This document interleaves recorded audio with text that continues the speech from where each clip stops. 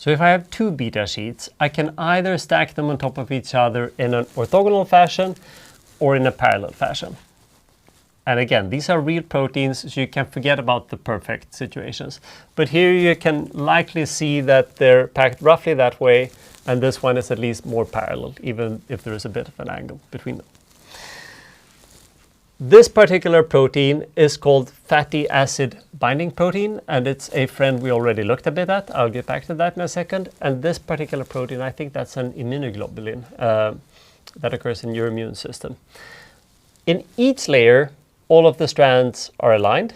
But in this case, between the two layers, there is roughly a 90-degree turn.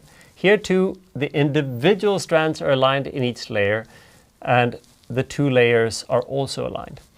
As a bit of an exercise, look at the geometry of these two structures and decide for yourself, are they parallel or anti-parallel? You should see that from the structure.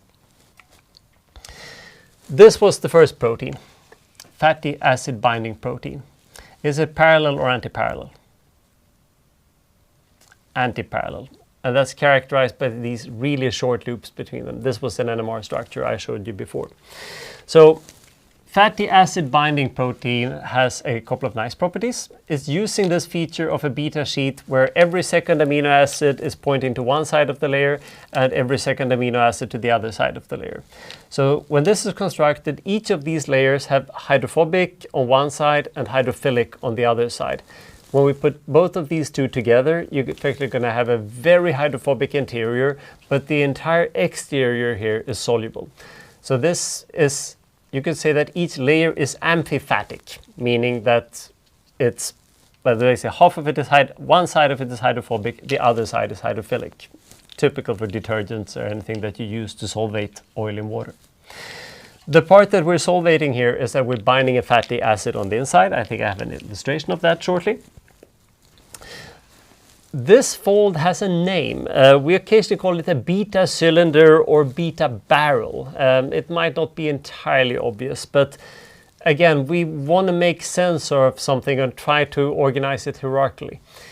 That's characterized by something we call the beta meander.